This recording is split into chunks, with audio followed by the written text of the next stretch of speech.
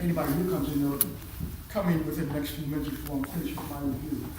Last week we talked about the King James first. Let me mention something I didn't mention last week. The King James Version of the Bible was first translated in the year 1611 under the leadership of James I, who was King of England. He's the one that authorized the Bible. A man by the name of John Reynolds approached King James in 1604 and asked if he could make or have another revision. And King James gave his consent. And they chose out 52 scholars from all over the English world. Modern people tend to think that these scholars were a bunch of nitwits. They didn't know that much, but these men, these 52 translators of the King James Version, were brilliant, godly, scholarly men. I want to emphasize the fact they were brilliant and they were scholarly. They had no hidden agenda. They loved the Word of God. One man spoke 15 languages, including Hebrew and Greek. Another one read the Old Testament in Hebrew when he was 5 years old.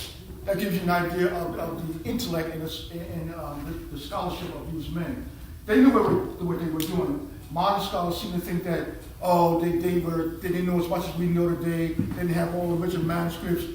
These men, I would venture to say that these men knew a lot more than even these modern scholars do today. The ones who worked on, say, the New King James Version, the ESV, all the modern versions. I think these men were more brilliant, and they were definitely more godly than those men. So we cannot disparage the scholarship of the King James translator, because they were men of God. They knew the Old Testament Hebrew, Aramaic, Greek, and a lot of other languages. So these men knew what they were doing. And plus, they had manuscripts probably don't exist today. Because you're talking about 1611, you're talking about 400 years ago. So some of the manuscripts that they had are not even around today. So these men were great men. And just to show you the honesty of the King James translators, if you look in your King James Bible, just open your King James Version of the Bible. Just turn turn to Isaiah 23rd chapter. I just want to show you something. Isaiah 23 and 7. So I'm sure many of you had this question, and I want to answer it right now. Just to show you the honesty of the King James Version, the King James translators. Isaiah 23 and 7. In the King James Version now. King James Version. Okay, look at Isaiah 23 and verse number 7. Look at the word is. Look at the word city. Okay. What do you see different about those words than all the other words in that verse? Italicized. Yeah. You know why it was italicized?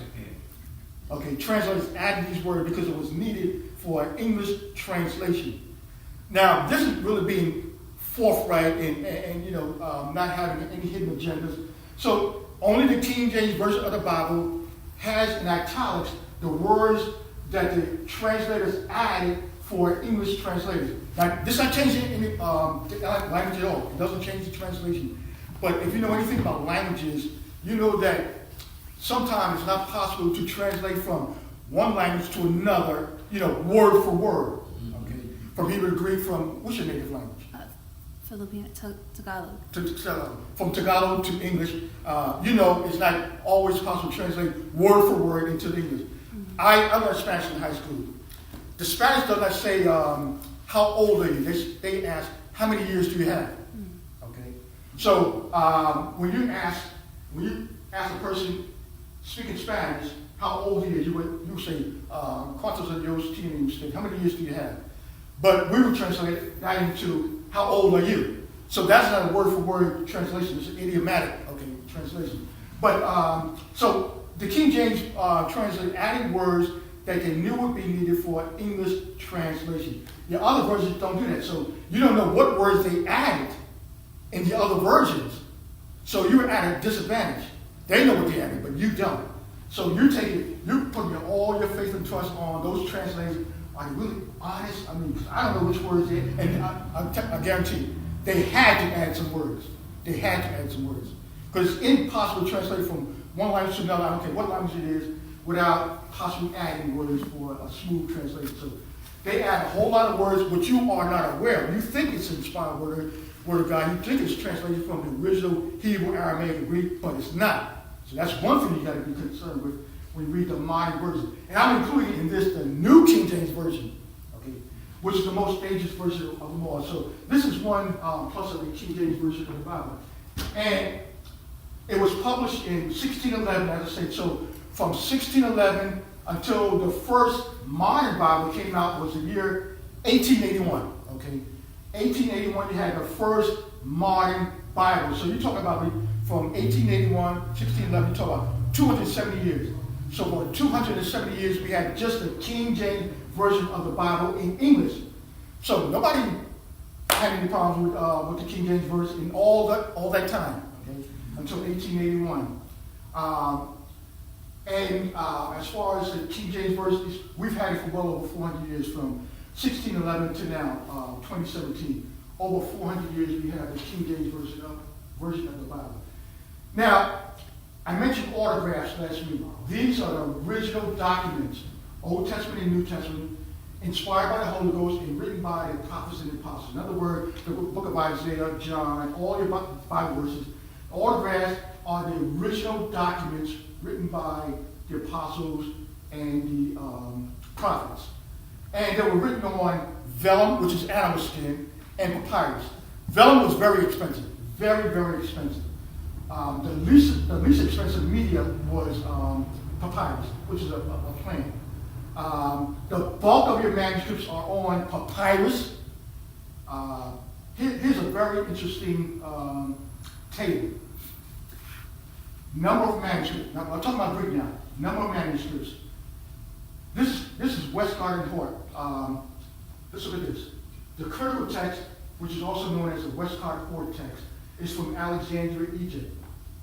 Now, primarily, the critical text consists primarily of Codex Sinaiticus and Vaticanus.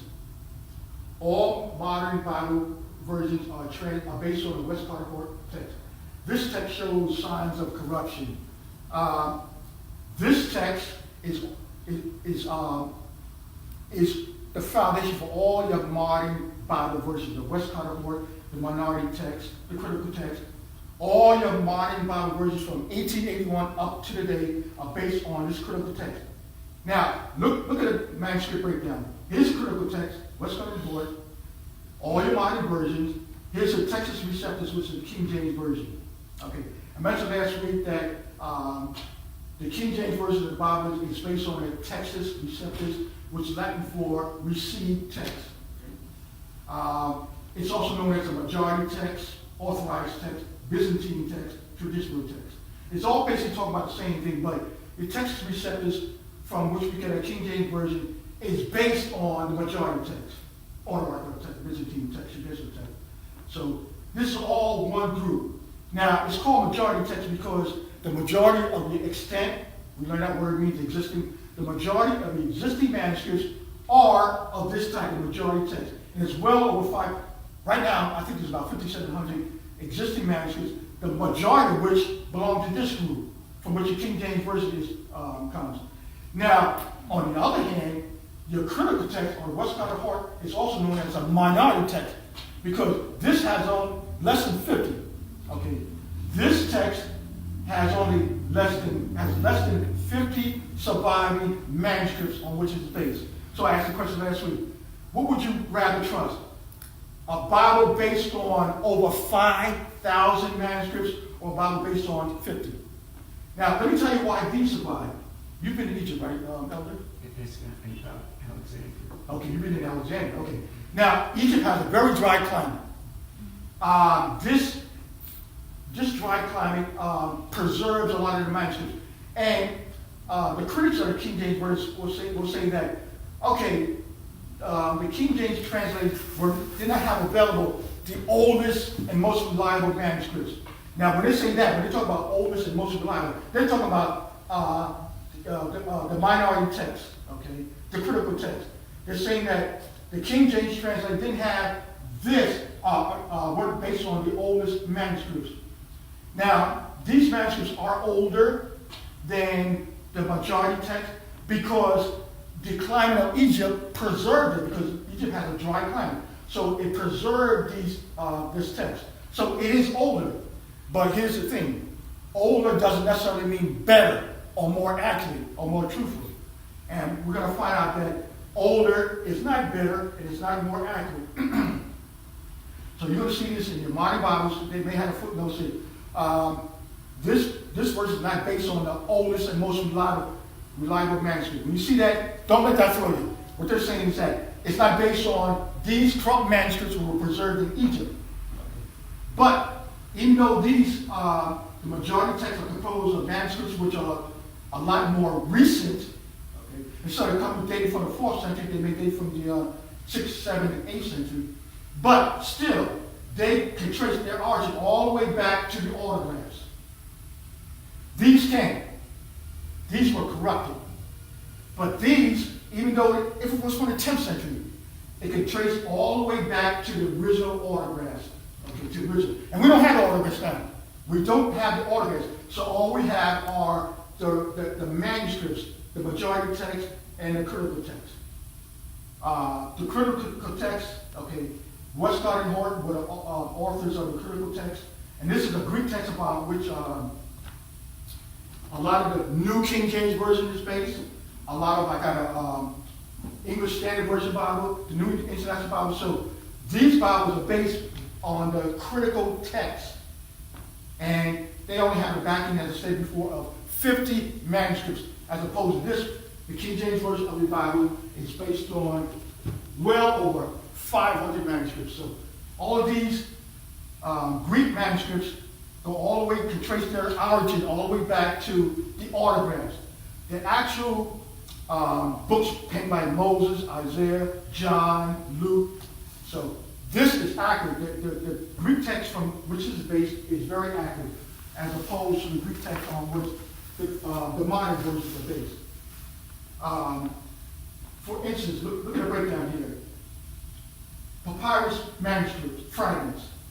Westcott and Hort only had 13. Only modern versions are based on only 13. But look, the text of reception had 75 manuscripts. Big difference. Your uncials are the capital letter manuscripts. Okay. In Greek, you have, just as in English, you have lowercase and uppercase letters. The majority of the manuscripts are cursives, which are lowercase letters. Okay.